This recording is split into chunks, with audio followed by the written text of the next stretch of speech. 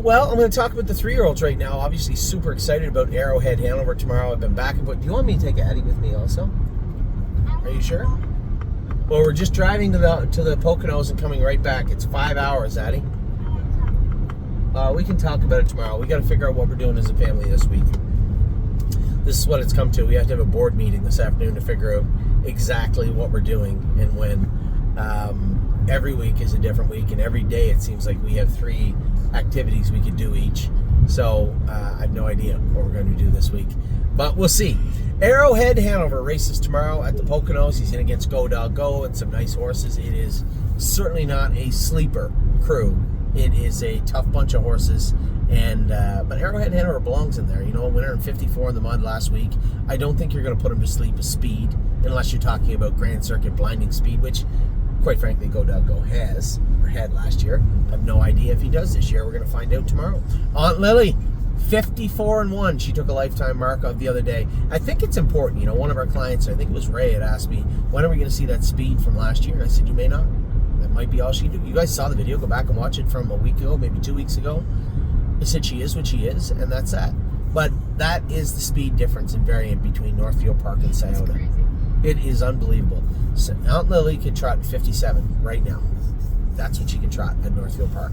She was a winner in 54-1, 3 seconds the other day. She was a winner at Scioto Downs. It is really, really hard to believe. Blue Ventura, again, finally drew a good post position with him this week. It's not the 9, it's not the 10. He's not going to get locked in or beat up.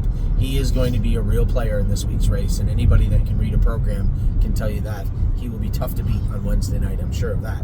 Captain Incredible just wasn't mechanically perfect the other day. That is it. That's the only thing that cost him getting close to or beating those 2 horses. And if I draw inside of them, if I draw on a good position with those 2 horses again this week, I am confident that there will be much more of a tussle than there was the other day. Chicago Hall.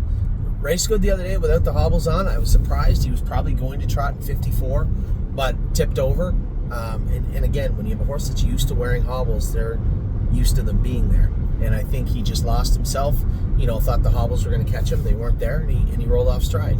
So we'll put the hobbles back on him, race him through the rest of the season. I think towards the end of the year, when the stakes are over, at that point we can start to race Chicago Hall a little bit without the hobbles on. But for right now, he certainly needs them.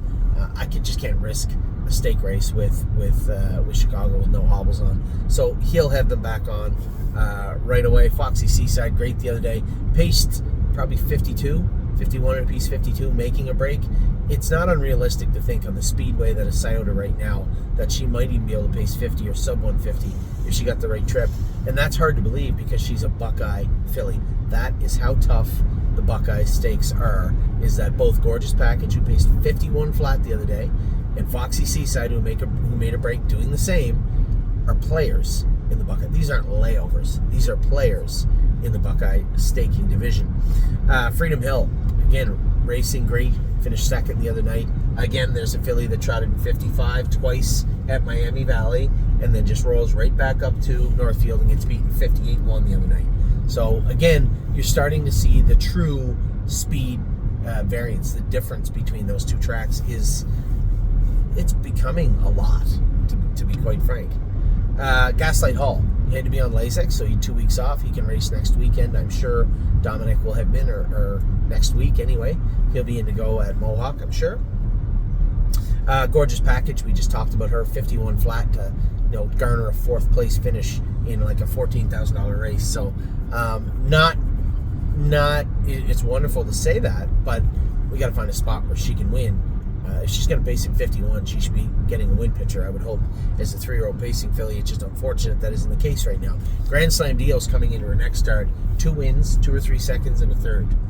Trotting in 56-1 and winning easily her last 2 starts. She is up a class, but I think she belongs there. And when I looked at the proof the other day, it looks like she's probably going to be picked to win again. Why is Melisandre trotting 56 and being 5th, and she's winning at 56? Like, what's the class difference? So that's a great question. Grand Slam Dio was in. Why is this thing telling? Oh yeah. Oh, it is. Okay, it's just so stupid. Grand Slam deal was in a maiden in Melisandre's, and the numbers a 2, but not more than 4. So Oh, quite a okay. difference actually in classes. It's good that you mentioned that because maybe a lot of people were asking the same thing, but it is quite a difference. Now they're both in the same class. Melisandre will likely be in Friday, whereas Grand Slam deal is in Wednesday. It looks to me like Grand Slam deal will likely be the morning line favorite in that class, I would imagine, as she should be. And I'm super, super happy to say that because, he's a filly that, there's $250,000 worth of fillies we're talking about. I know. And the numbers are 1, numbers are 2 fillies. So obviously a little disappointed from the two of them that they haven't become those fillies, but that's racing, right? They don't care what you paid for them. And having said that, if they're both going to be effective horses from here on out till Harrisburg, then I think we can still have some fun with them. And there's always going to be a certain amount of worth to those fillies. They're both very, very well bred. Gymboree, I put her in the field for a week. She just didn't feel comfortable. When I raced her the other day, I raced her hard. I came first over with her. I raced her hard. I'm well aware, but she just didn't feel comfortable.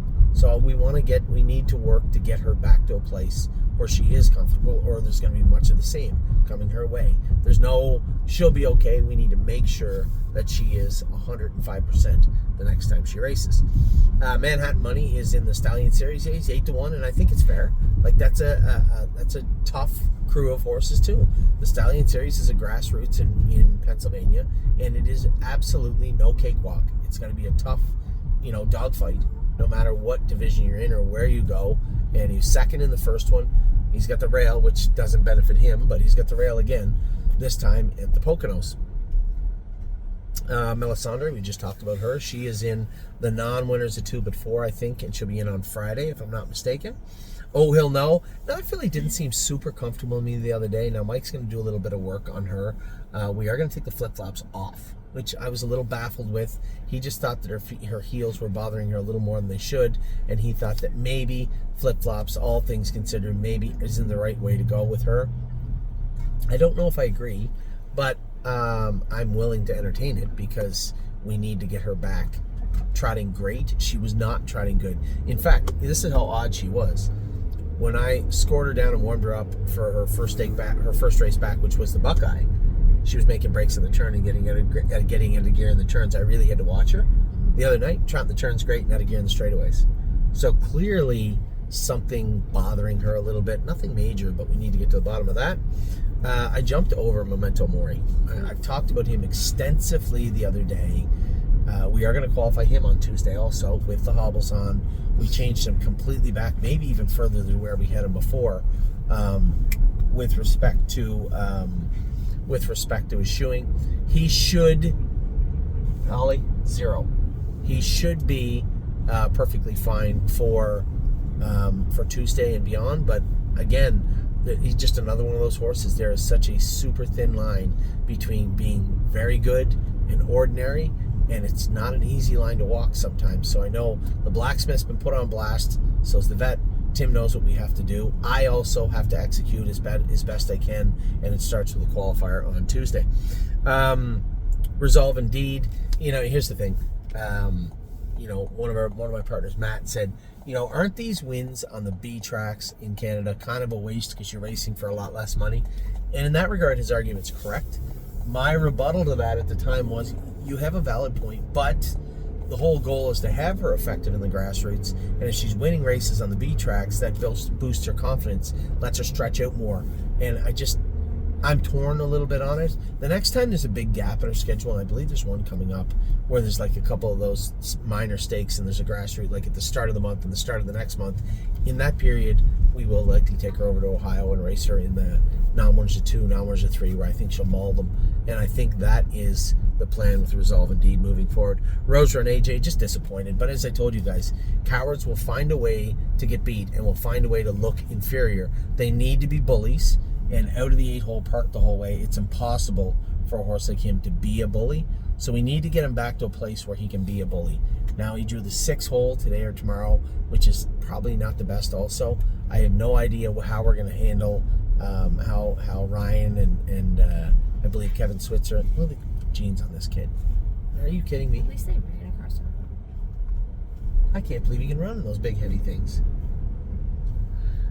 Oh my goodness.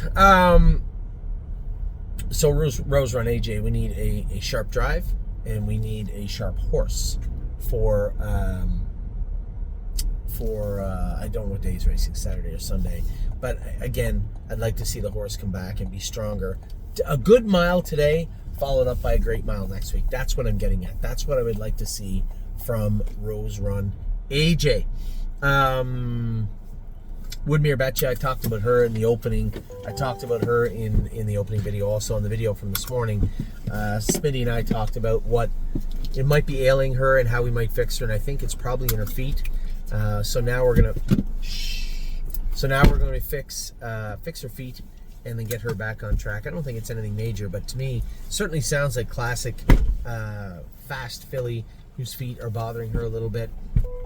You can patch and patch and patch, but at the end of the day, you have to have the horses in proper working order. And I think the best way to do that in this particular case, and I think Smitty was the one that said it, and I think he's right, probably flip-flops on her and work on her feet and see if she gets better, and I think she will.